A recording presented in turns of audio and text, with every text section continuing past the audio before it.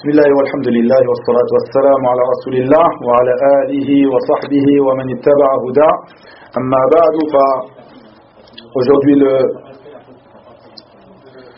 17 du mois de Safar de l'année 1442 après l'hijra de notre prophète Mohammed sallallahu alayhi wa sallam, nous entamons le cinquième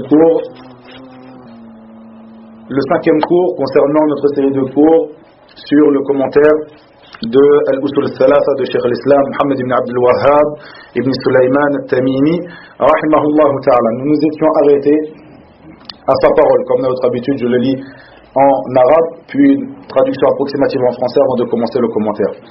Il dit rahimahullah ta'ala: وأنواع العبادة التي أمر الله بها مثل الإسلام والإيمان والإحسان ومنه الدعاء والخوف والرجاء والتوكل والرغبة والرهبة والخشوع والخشية والإنابة والاستعانة والاستعاذة والاستغاثة والذبح والنذر وغير ذلك من العبادة التي أمر الله بها كلها لله والدليل قوله تعالى. Ici dans le matn que j'ai ici, من العبادة, et dans certaines versions vous trouvez من العبادات, donc le pluriel de عبادة.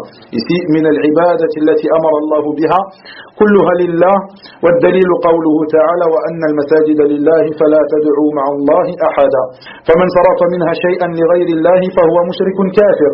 والدليل قوله تعالى: ومن يدع مع الله إلها آخر لا برهان له به فإنما حسابه عند ربه إنه لا يفلح الكافرون. وفي الحديث: الدعاء مخ العبادة. والدليل قوله تعالى: وقال ربكم ادعوني أستجب لكم إن الذين يستكبرون عن عبادتي سيدخلون جهنم داخرين. ودليل الخوف قوله تعالى: فلا تخافوهم وخافوني إن كنتم مؤمنين.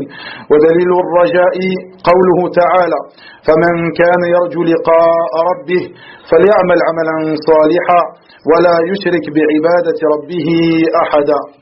ودليل التوكل قوله تعالى: وعلى الله فتوكلوا إن كنتم مؤمنين.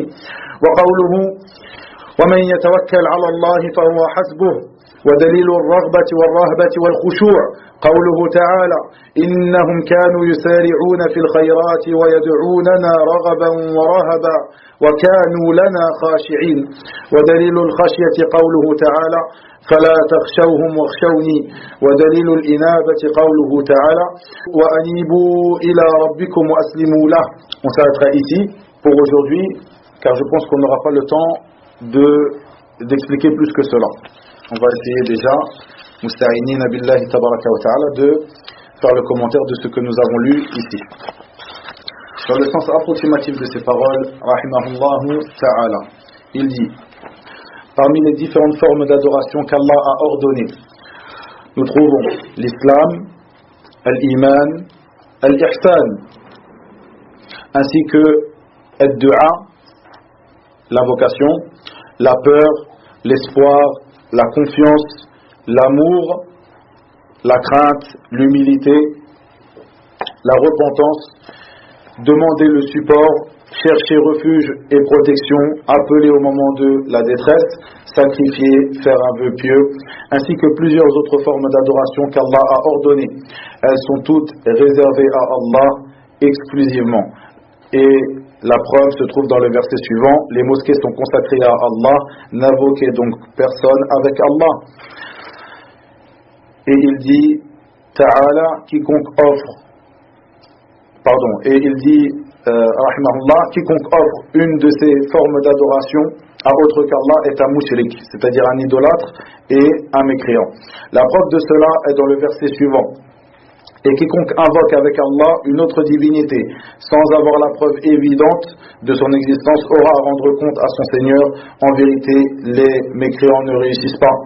Ainsi que dans le hadith, le dua, l'invocation, c'est le cerveau, l'essence, la base de l'adoration.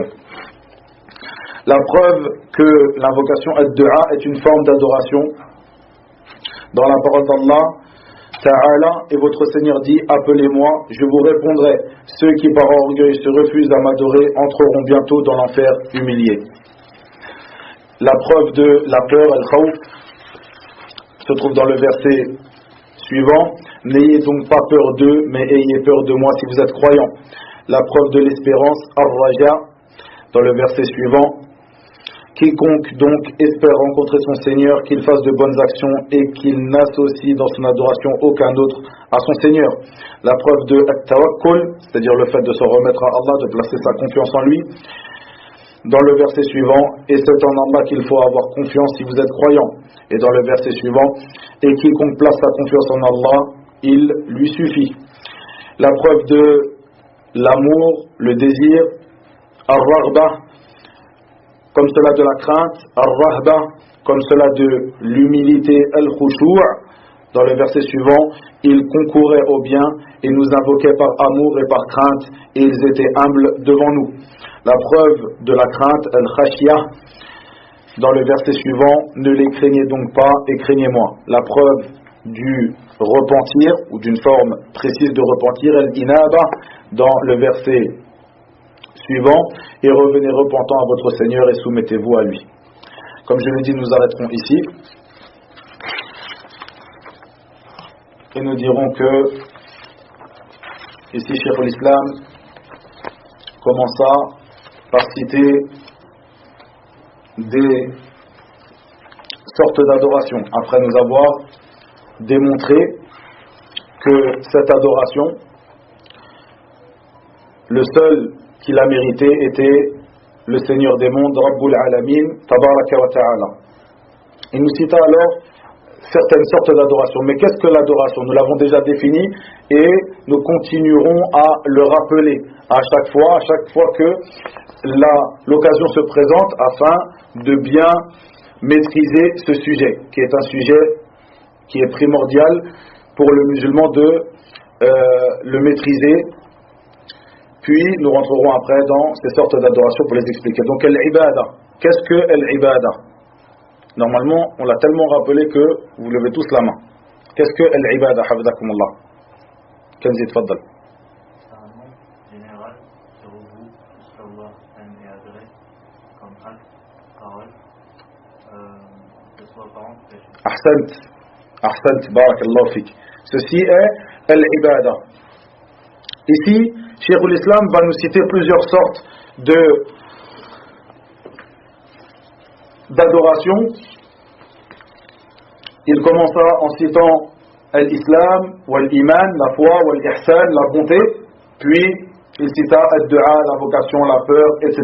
que nous allons détailler ici. Et bien sûr, comme le titre du livre, al-usul al-thalatha, et dans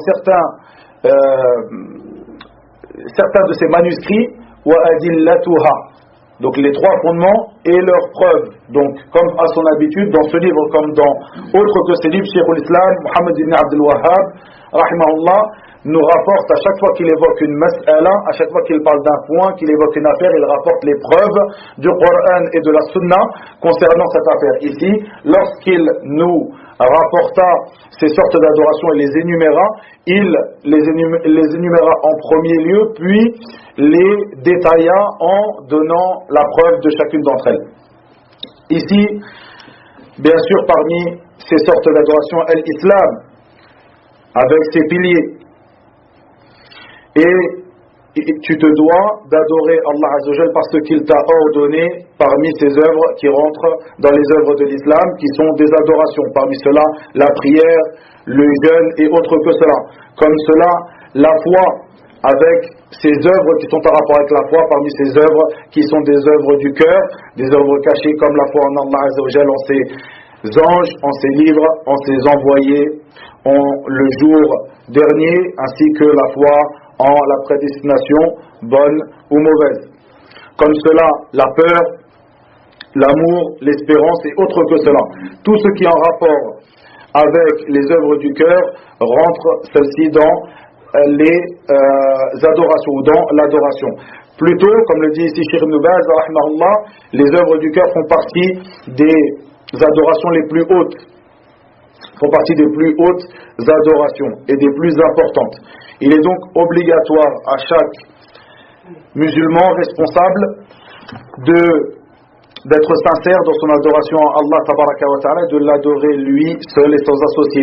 Il ne doit donc pas invoquer en dehors d'Allah Azza wa Jal, ni ange rapproché, ni messager envoyé, ni idole, statue, ni arbre, ni pierre, ni étoile, car l'adoration est un droit exclusif à Allah Tabaraka wa Ta'ala, comme il le dit, et certes les mosquées appartiennent à Allah, n'invoquez donc personne avec lui. Ici, avant de commencer, le cours d'aujourd'hui sera basé sur cela, sur l'explication de ces sortes d'adoration. C'est quelque chose qui est très important. On va donner des définitions. Comme d'habitude, ces définitions, il est vraiment meilleur pour vous de les apprendre, de les noter, de les apprendre. On va essayer, la plupart je les ai rapportés des livres de Cheikh Ibn Uthaymin, rahimahullah, comme son explication de l'Usul al-Thalatha. Revenez vers celui-ci pour plus de détails, car Cheikh, rahimahullah, a très bien expliqué toutes ces sortes d'adorations. Parfois, je prendrai d'autres livres, comme d'habitude, parfois de l'explication de Cheikh Ubaid, parfois de l'explication aussi de Cheikh Raslan, concernant un livre comme cela de Cheikh Al-Fawzan, concernant un livre de Cheikh al-Islam, Mohammed ibn Abdul Wahhab, qui porte un épître qui porte sur ces sortes d'adoration, qui s'appelle Al-Jami' li'ibadatillahi wahda. C'était un épître qui est peut-être peu connu du grand public, parmi les petits épîtres qui ont été écrits par Cheikh al-Islam Mohammed ibn Abdul Wahhab, qui s'appelle Al-Jami', donc celui qui rassemble les ibadatillahi wahda, celui qui rassemble les adorations d'Allah seul et sans associé. Donc dans ce petit épître, Cheikh al-Islam rapporte toutes ces sortes d'adorations qu'il a rapportées ici dans le Usul al-Thalatha, puis les explique, leur donne une explication concise, et rapporte aussi d'autres sortes d'adorations. Et nous trouvons que parmi nos savants qui ont expliqué ce livre-là, je vous conseille de revenir si vous voulez plus d'informations par rapport à cela, Cheikh Al-Allama Salih Al-Fawzan, Hafidahullah, qui a expliqué ce livre, Al-Jami' li'ibadatillahi wahda. Comme cela, nous trouvons aussi Cheikh Mohammed Saïd Raslan, Hafidahullah, qui l'a expliqué. Et il rapporte beaucoup dans son livre des paroles de Cheikh Ibn Uthaymin, rahimahullah, et de Cheikh l'Islam Ibn Taymiyyah. Et comme cela, un livre qui est très important concernant Al-Ibadah. Je vous donne ce livre, je n'ai pas une grande connaissance de ce qui est traduit en français, mais je pense qu'il y en a certains qui sont traduits encore une fois. Je ne connais pas très bien les maisons d'édition, à part celles auxquelles il faut faire attention, comme par exemple des maisons d'édition qui sont de mauvaises maisons d'édition comme El Bayyina, etc., qui sont des maisons d'édition à ne pas, vers lesquelles ne pas revenir. Je vous les donne en arabe et après vous regardez s'il y a cela en français. Pour ceux qui comprennent l'arabe, qu'ils reviennent vers ces livres. Un livre qui est très important concernant Al-Ibadah, le sujet de l'adoration, le livre de Cheikh al-Islam Ibn Taymiyyah, rahimahullah, qui s'appelle Al-Ubudiyya. C'est un livre qui est très important, qui est un livre exceptionnel concernant ce sujet, le sujet de l'adoration. C'est dans ce livre où il parle, où il donne cette définition que nous avons l'habitude de répéter sur l'adoration. وَاسْمٌ جَامِعٌ لِكُلِّ مَا يُحِبُّهُ اللَّهُ وَيَرْضَاهُ مِنَ الْأَقْوَالِ وَالْأَعْمَالِ الظَّاهِرَةِ وَالْبَاطِنَةِ. Cette définition, il la donne dans ce livre-là, Al-Ubudiyya. Et nous trouvons parmi les ulama qui ont expliqué ce livre, comme cela, Al-Allama Cheikh Salih Al-Fawzan, Hafidahullahu Ta'ala. Ici, je commencerai, avant de parler de cette première sorte d'adoration qui est Ad-Du'a, par vous parler des piliers de l'adoration. Il faut savoir que l'adoration, Al-Ibadah, est construite sur 3 piliers.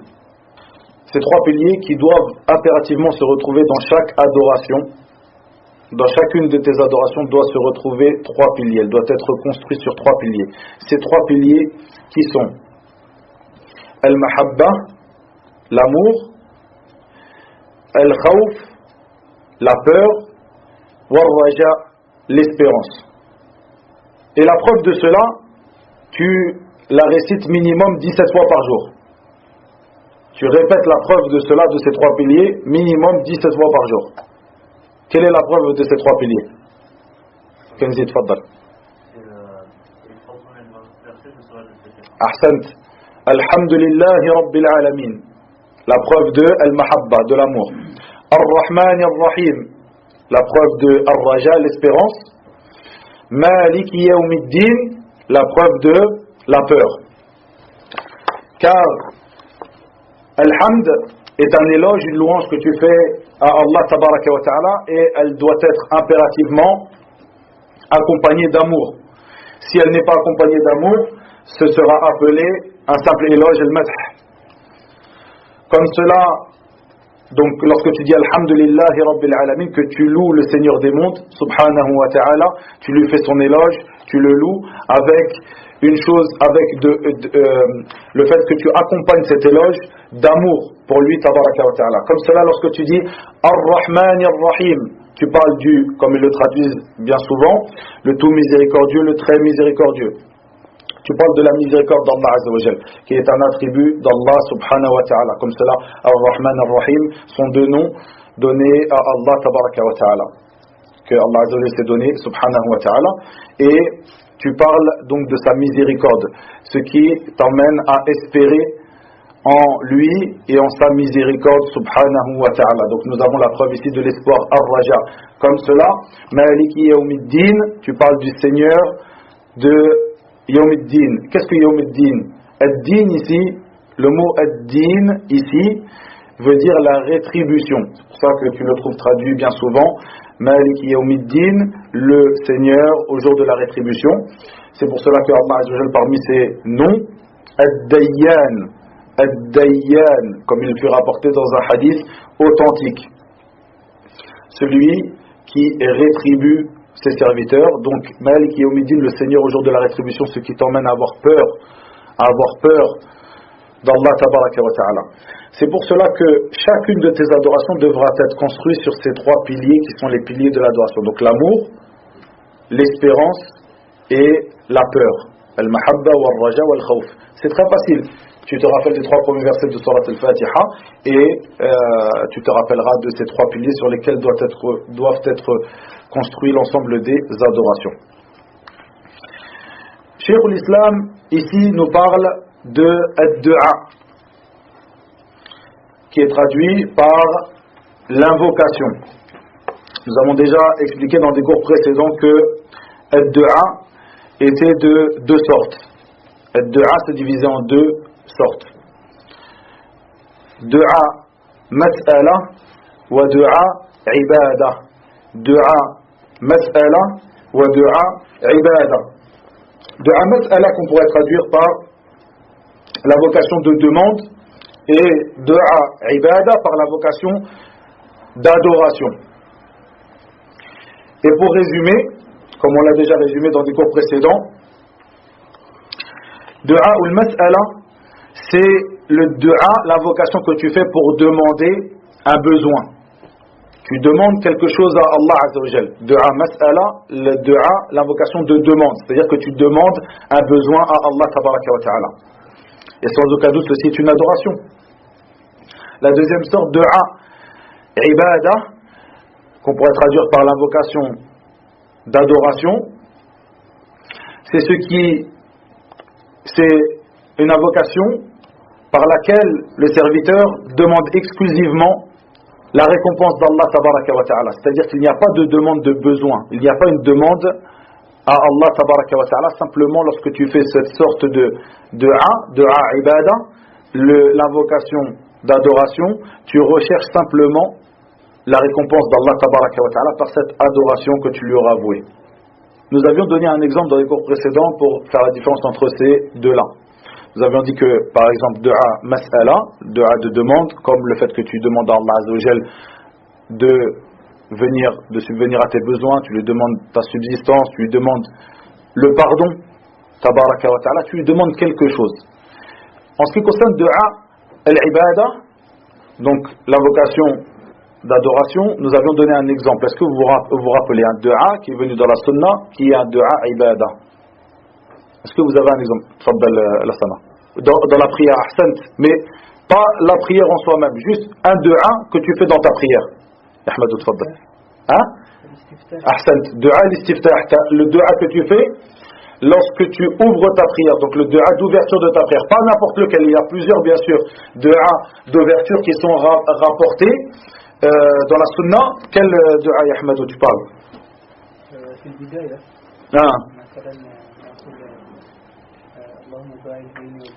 Est-ce que dans le du'a istiftah qui est dua ibadah, c'est lequel?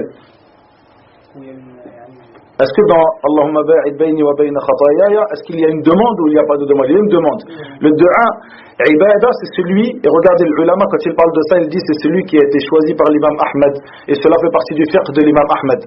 Rahimahullah, il est rapporté dans son musnad, et c'est celui qui a été choisi par l'imam Ahmed, bien que, par exemple, le dua Allahumma ba'id bayni wa bayna khatayaya, كما بعدت بين المشرق والمغرب, ce dua se trouve dans le sahih de l'imam al-Bukhari. Mais pourtant l'imam Ahmed a choisi l'autre dua. Pourquoi l'ulama dit ça fait partie du fiqh de la science de l'imam Ahmed, du fait qu'il a choisi ce dua, car c'est un dua ibadah où il y a simplement, il n'y a pas de demande. Le serviteur ne fait pas de demande, simplement il s'adresse à Allah tabaraka wa ta'ala, il l'adore par ce dua. Quel est ce dua qui est rapporté par l'imam Ahmed? Fadal. سبحانك اللهم بحمدك وتبارك اسمك وتعالى جدك ولا إله غيرك. Regardez dans ce dua, il n'y a pas de demande, pas de mas'ala. La personne ne demande rien, c'est une simple ibadah. La personne fait l'éloge d'Allah Azza wa Jalla, l'adore simplement et demande sa récompense par cela. Ceci est un exemple de dua ibadah. Une parole de Cheikh al-Islam Ibn Taymiyyah, rahimahullah ta'ala, il dit dans le sens de ces paroles, il dit toute invocation d'adoration, toute dua ibadah implique forcément un dua mas'ala, c'est-à-dire un dua de demande, une invocation de demande. Toute invocation d'adoration implique une invocation de demande. Et toute invocation de demande renferme le sens d'invocation d'adoration. À chaque fois que tu fais un dua de demande, ceci est bien sûr une invocation, donc cela renferme le sens ceci est bien sûr une adoration, ceci renferme bien sûr le sens de l'adoration. Et il dit sur l'islam que toute dua de ibadah, d'adoration, implique la demande, car à partir du moment où tu reconnais que ce dernier est ton créateur et le seul qui mérite l'adoration, eh bien c'est vers lui que tu vas te tourner pour demander tes besoins. Donc ce dua, à partir de là, ce dua d'adoration implique le dua de demande, le fait que la personne revienne vers son Seigneur Tabaraka wa Ta'ala pour lui demander ses besoins. Un point par rapport à cela, Cheikh Ibn Baz rahimahullah ta'ala a rappelé concernant le dua, comme cela Cheikh Raslan Hafidahullah a rapporté cette parole de Cheikh Ibn Baz en validant sa parole, en acceptant sa parole. Il dit, Cheikh Ibn Baz rahimahullah, et ceci juste pour résumer parce qu'il y a encore beaucoup de choses à dire sur le dua, mais il dit lorsqu'une personne fait le dua d'une personne qui est vivante, présente et capable de répondre à tes besoins, comme le fait, il a appelé, ici Cheikh Ibn Baz, il a parlé de dua dans son livre, il rapporte sa parole, comme cela Cheikh Raslan rapporte la parole de Cheikh Ibn Baz en acceptant cette parole. Il dit l'invocation ou dua, donc il utilise ce sens-là de dua, de la personne qui est vivante, présente et capable de répondre à cette demande, comme le fait qu'une personne demande de l'aide à une autre dans une chose qui lui est capable de réaliser, de répondre à cette demande, eh bien dans ceci il n'y a pas de mal. Dans ceci il n'y a pas de mal et ceci ne rentre pas dans l'association. Comme lorsque tu dis à ton frère qui est présent, tu lui dis Abdallah, aide-moi à couper cet arbre ou à creuser ce puits. Il dit il n'y a pas de mal dans cela. Ici, Cheikh l'Islam, Abdulaziz ibn Baz, rahimahullah, parle de dua. Lorsque tu fais ce dua, cette invocation, il a utilisé le mot dua.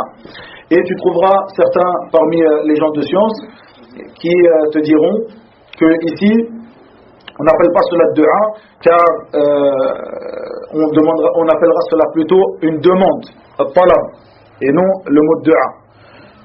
C'est pour vous rapporter, certaines parlent de ça. On voit que Cheikh Ibn Baz a appelé cette chose-là dua, mais il a conditionné par le fait que la personne soit présente, vivante et ait la capacité. Certains parmi les gens de science diront cette chose-là, on n'appelle pas ça dua, on n'utilise pas ce mot-là dua, plutôt on utilise le mot talab, c'est-à-dire demande, et non le mot invocation.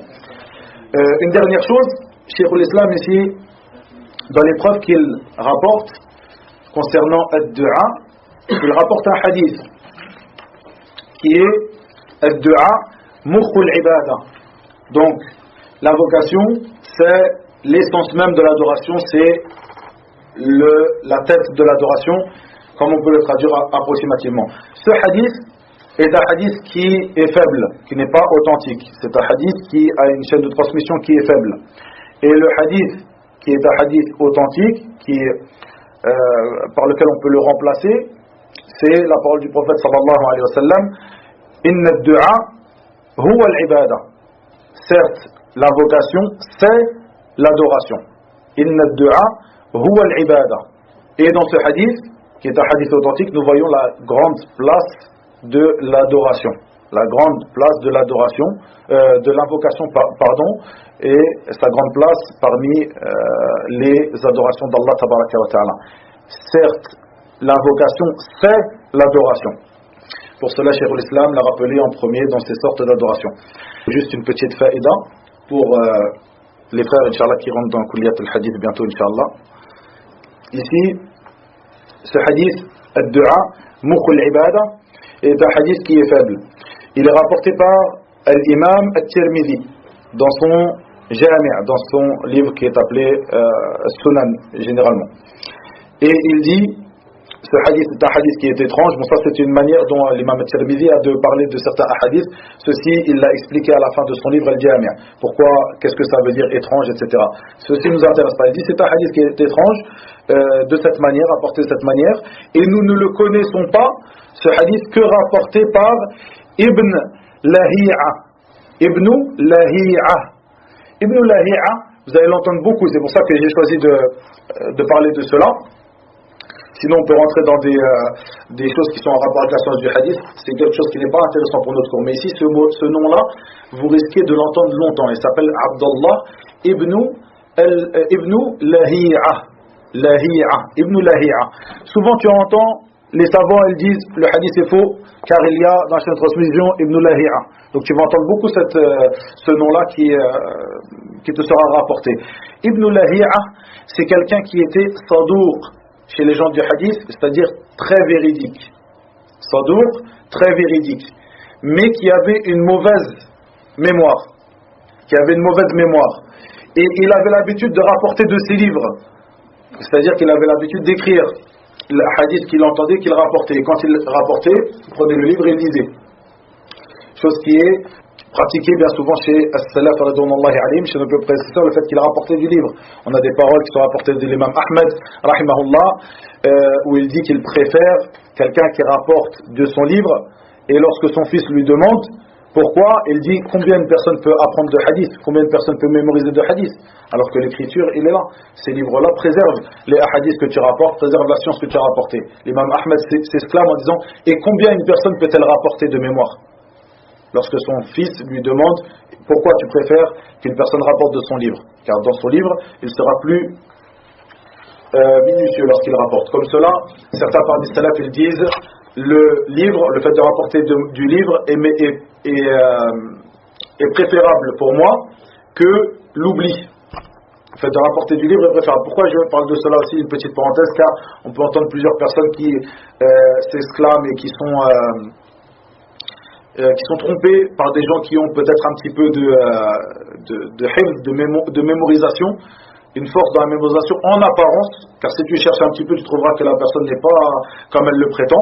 Elle cite un hadith, elle donne même le numéro du hadith, rapporté par l'imam Bukhari, numéro tac tac tac tac tac. Si tu reviens au numéro, bien souvent tu ne trouveras pas ce numéro-là, mais c'est pas ce qui nous intéresse.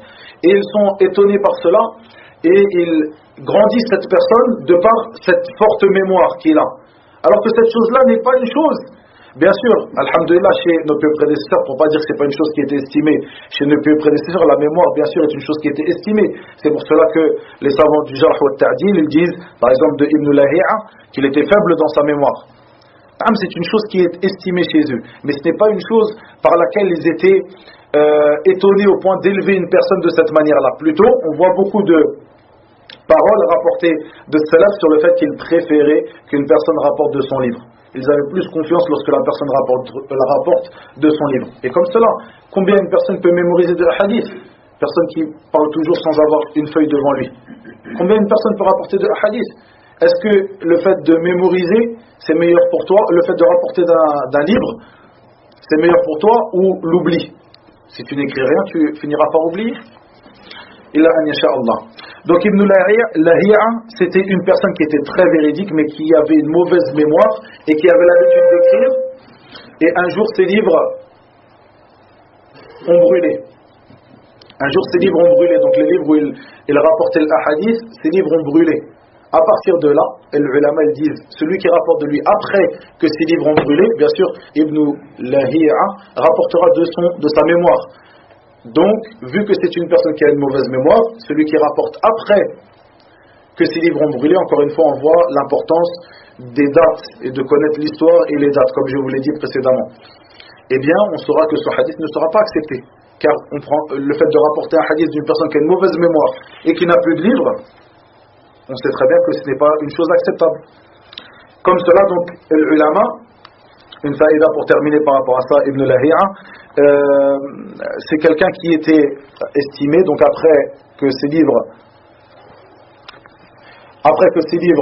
aient brûlé, estimé comme quelqu'un de faible de par sa mauvaise mémoire.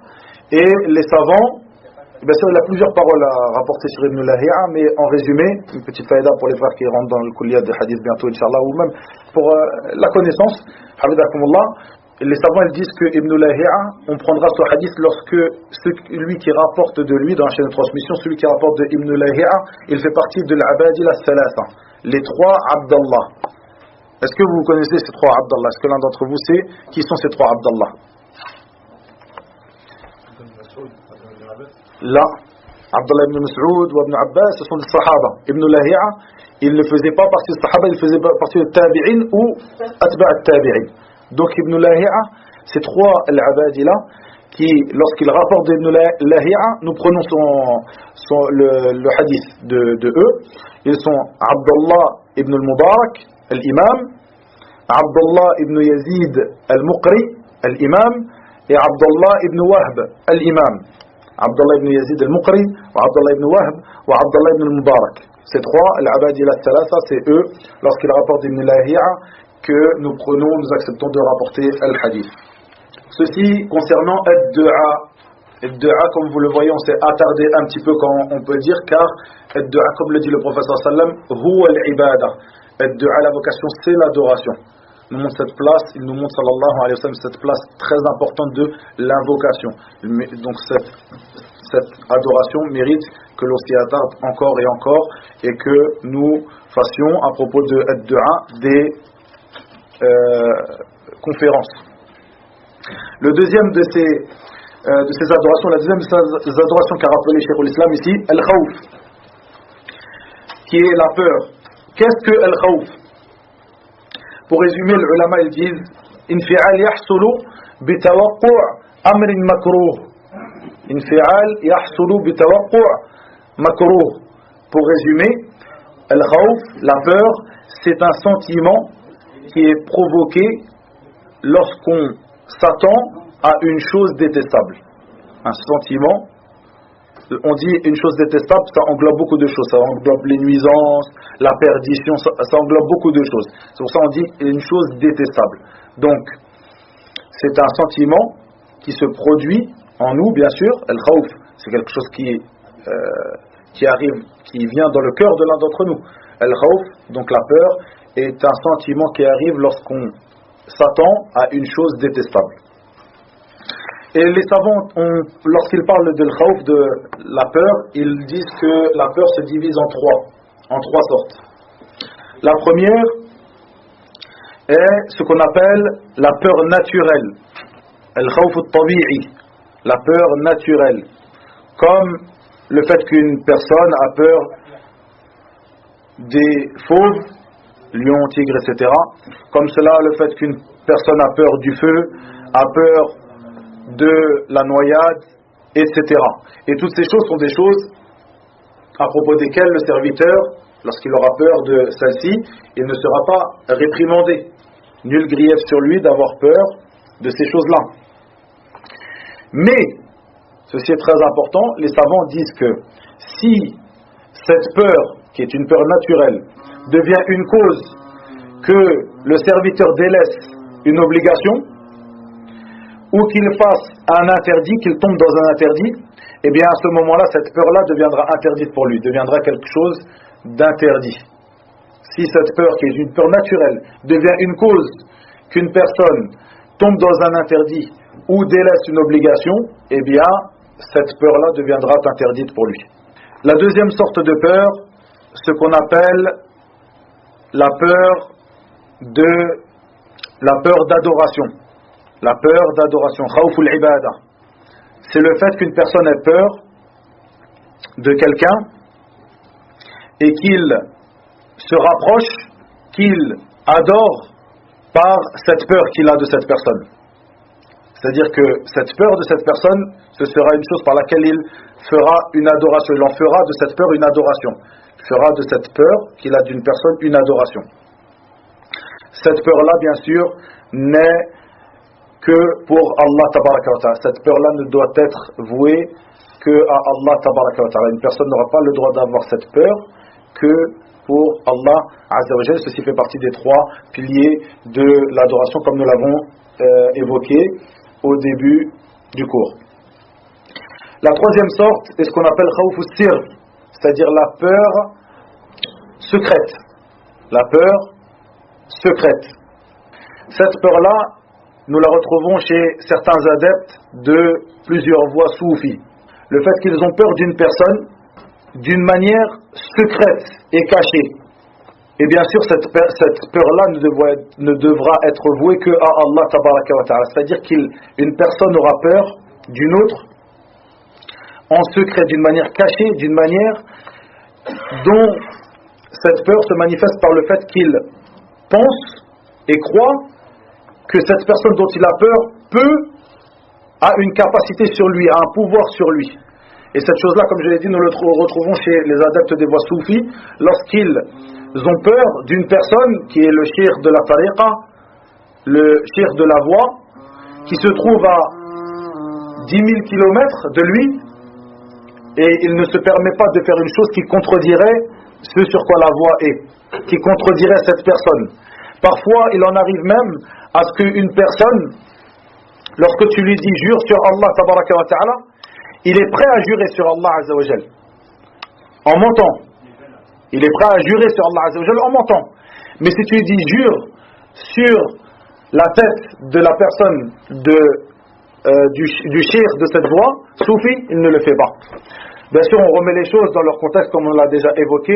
Le musulman n'a le droit de jurer que par Allah tabaraka wa ta'ala. Le fait de jurer par autre qu'Allah azza wa jal est soit du polythéisme mineur, soit du polythéisme majeur. C'est une forme de polythéisme en tout cas, le fait de jurer par autre qu'Allah azza wa jal. Ici, on ne parle pas de ça. On parle du fait que la personne n'a pas de mal à jurer en mentant sur Allah ou par Allah tabaraka wa ta'ala. Il dit Wallah, alors que c'est un menteur. Mais lorsque tu lui dis jure sur la tête ou jure par la personne qui est le cheikh de la voie soufi, eh bien il dit je peux pas. Tellement il a peur de cette personne, il pense que s'il jure en mentant sur cette personne, il va lui arriver quelque chose. Ceci est un exemple de khawf sir, la peur secrète, la peur cachée. Et ceci est une chose qui fait partie des formes de peur qui ne doivent être vouées que à Allah tabaraka wa ta'ala. Et lorsqu'une personne voue cette forme de peur à autre que lui, azza wa jal, il sera tombé dans de l'association. Ici, la troisième forme d'adoration qui a été évoquée par Sheikhul Islam est Ar-Raja, ce qu'on pourrait traduire par l'espérance.